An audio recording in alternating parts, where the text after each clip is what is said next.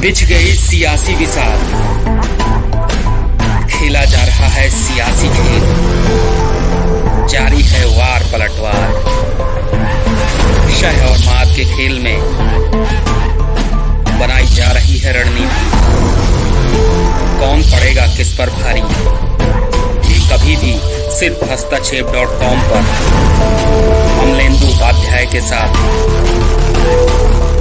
अडानी को जो रक्षा सौदे जो देने की बात हो रही है, या इससे पहले भी हमने देखा कि राफेल में उन्होंने अनिल अंबानी को दे दिया जिसके पास अपना कोई उसका अनुभव ही नहीं था। तो सवाल ये भी बहुत बड़े हैं कि आखिर जो इतने महत्वपूर्ण रक्षा सौदे हैं, एक व्यक्ति है जो कश्मीर में जाता है और इतने गोपनीय और मतलब जितने सेंसिटिव इलाकों में घूमता है, और उसके बाद एक उद्योगपति जो पूरा जो शेल कंपनियों के सहारे अपनी जिसने पूरा कारोबार खड़ा किया, अपना साम्राज्य खड़ा किया, उसको आप बहुत बड़े बड़े रक्षा के सौदे दे रहे हैं।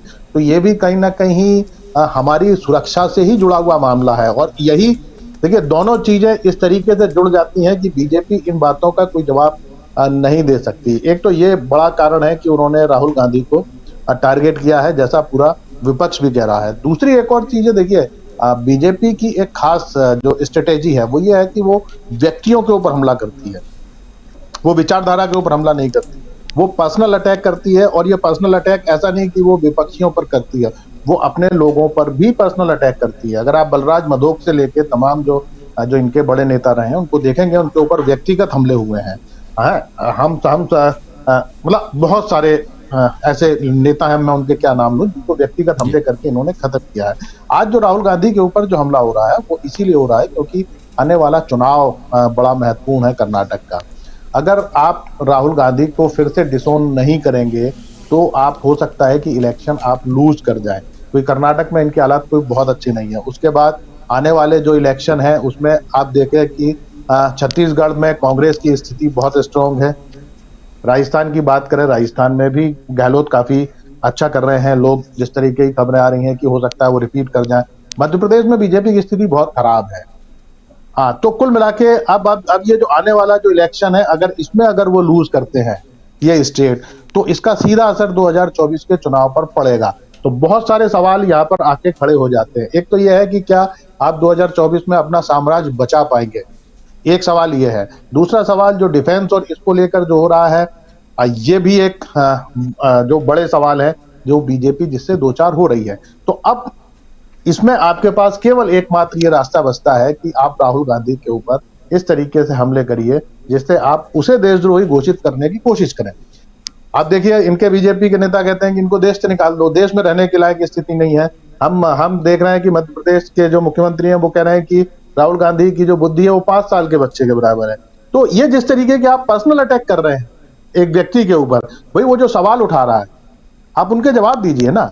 पर्सनल अटैक करने से आप उस व्यक्ति की छवि को धूमिल करने की कोशिश कर रहे हैं। और ये तमाम वो सवाल हैं जो राहुल गांधी ने लंदन में जो कहा, वो सारी बातें उन्होंने अपनी भारत जोड़ो यात्रा में भी कही है। उसमें ऐसा कुछ भी नया नहीं है जो पब्लिक डोमेन में नहीं है या इससे पहले हमारे देश के लोगों ने नहीं सुना हो या विदेश में इनकी रिपोर्टिंग नहीं हुई हो। ऐसा अभी जो डॉक्यूमेंट्री आई बीबीसी की, क्या उसके बाद पूरी दुनिया ने नहीं देखा? और इससे पहले भी वाशिंगटन पोस्ट और तमाम अखबार हैं जो मोदी जी की तारीफ में चीजें लिखते रहे हैं। तो ऐसा कुछ भी नहीं है कि जो कुछ नया हो। नया ये है कि आपको बचना है और उस बचने के लिए आपको केवल राहुल गांधी का एक स्टेटमेंट ऐसा मिल गया है जिसके आधार पर आप अपना पूरा वैतरणी पार करने की कोशिश कर रहे हैं। क्योंकि आपको ये लगता है कि पिछले 8 साल से आप यही कर करके सत्ता में बने हुए हैं। आप विपक्ष के ऊपर हमले करते रहे हैं। आप ये कहते हैं कांग्रेस मेरे लिए खाई खोद रही है। भाई प्रधानमंत्री के लिए कांग्रेस कैसे खाई खोद सकती है? जो विपक्ष में बैठा है, जो खत्म हो गया, आप तो कांग्रेस मुक्त भारत करने चले थे ना, जो खत्म हो गया वो आपके लिए खाई खोद रहा है। तो ये बड़ा हास्यास्पद बयान है और ये इसलिए दिए जा रहे हैं जिससे वो अपने जो पीछे जो भक्त खड़े हैं उनको फिर से दिमाग में ये बात डाल सकें, यहाँ भैया मैं निरीह आदमी हूं तो आप मेरे साथ खड़े रहिए। उनकी बड़ी समस्या है। वो मतलब कोई भी काम अगर मोदी जी करते हैं तो वो आगे बढ़कर वो सारा का सारा काम करते हैं जिससे कम से कम मोदी जी खुश रहें और उनकी कुर्सी सुरक्षित रहे। निश्चित तौर पर ये है। दूसरा, ये जो सुरक्षा वाला, इसमें केवल एक लाइन में जोड़ना चाह रहा था। हम लोगों को जो पीआईबी कार्ड बनता है या जो हम लोगों का जो पार्लियामेंट का जो पास बनता है, उसके लिए हम लोगों का 10 साल का पूरा आपराधिक रिकॉर्ड खंगाला जाता है कम से कम 10 साल का। और उसके लिए हम जिन जिन स्टेट में रहे हैं, जिन जिन जगह पर रहे हैं, वहाँ की सारी जगह के इंटेलिजेंस से हम लोगों का पूरा रिपोर्ट ली जाती है। मतलब ये बात मैं इसलिए कह रहा हूँ क्योंकि मेरा एक हमनाम दिल्ली में था जिसके ऊपर दहेज एक्ट था, तो उस वजह से मेरी इंटेलिजेंस क्लियरेंस बहुत समय तक रुकी रही पीआईबी कार्ड के लिए। और ये बात मुझे बाद में इंटेलिजेंस वाले ने ही बताया कि यार फिर उन्होंने पूरा क्रॉस चेक किया तो मालूम पड़ा वो व्यक्ति कोई और था। तो अगर हमारे जैसे जो पत्रकार है, जो छोटे से पत्रकार, हम लोगों के लिए अगर इतना अगर वो क्रॉस चेक किया जाता है हम लोगों का चरित्र, तो आखिर एक व्यक्ति जिसको जेड प्लस सुरक्षा, निश्चित तौर पर ये बहुत बड़ा इतना चीज नहीं है। ये हम लोग देखते हैं कि दिल्ली के किसी भी मंत्रालय में घुसने से पहले जो वहां जो सुरक्षा जो है, जो सीआईएसएफ के जो जवान है, वो आप जब तक वो जो अधिकारी जैसे आप मिलने जा रहे हैं, जब तक उसकी रिकमेंडेशन नहीं आती आप अंदर नहीं घुस सकते। तो जहां पर इतनी ज्यादा सुरक्षा का मामला हो, जब कश्मीर की ये बात हो, तो जेड प्लस सुरक्षा मिलना या ये निश्चित तौर पर बहुत गंभीर विषय है और इस पर होना चाहिए। दूसरा, जो आप मध्य प्रदेश की बात कर रहे हैं, मध्य प्रदेश में लगातार इनके समीकरण बिगड़ते जा रहे हैं। इस तरीके से ये कोशिश कर रहे थे अभी जो इन्होंने तमाम जो ट्राइबल्स के बीच में जो पूरा मतलब लगभग पिछले 2 साल से, जब से इनकी नई सरकार बनी है शिवराज सिंह की, तब से ये केवल और केवल ट्राइबल वोट को साधने में लगे हुए हैं, क्योंकि करीब 20 से 22% ट्राइबल वोट है। और इनको लगता है कि जो इनका जो मिडिल क्लास और ओबीसी जो खिसक रहा है, अगर ये ट्राइबल्स को अगर साथ लेते हैं, जो कांग्रेस का कोर वोट है, तो शायद इनको कुछ फायदा होगा। तो इन्होंने जैसे पेशा एक्ट लागू किया, टंट्या मामा को इन्होंने भगवान की उपाधि दे दी, ये सारा जो भी कुछ ये काम कर रहे हैं, अब उन्हीं टंट्या मामा के इलाके में जब महिला के साथ एक बलात्कार होता है, उसके बाद उसकी हत्या की जाती है, फिर आदिवासियों पे गोलियां चलाई जाती हैं, और जिस तरीके से आदिवासी समाज आक्रोशित होकर बीजेपी के खिलाफ निकल के आ रहा है, उससे पूरी बीजेपी अंदर तक डरी हुई है। तो शिवराज सिंह जिस तरीके के स्टेटमेंट दे रहे हैं उसका निश्चित तौर पर वो भी वही काम कर रहे हैं जो बीजेपी के पास बाकी नेता करते हैं, ध्यान डाइवर्ट करने की। लेकिन जो जमीनी हकीकत है और जो निचले, मतलब ये बात मुझे बीजेपी के कई बड़े नेताओं ने कहा है कि हम लोगों की हालत अच्छी नहीं है। आइडिया ये है कि जो मैंने भाषण कुछ दिन पहले पार्लियामेंट हाउस में दिया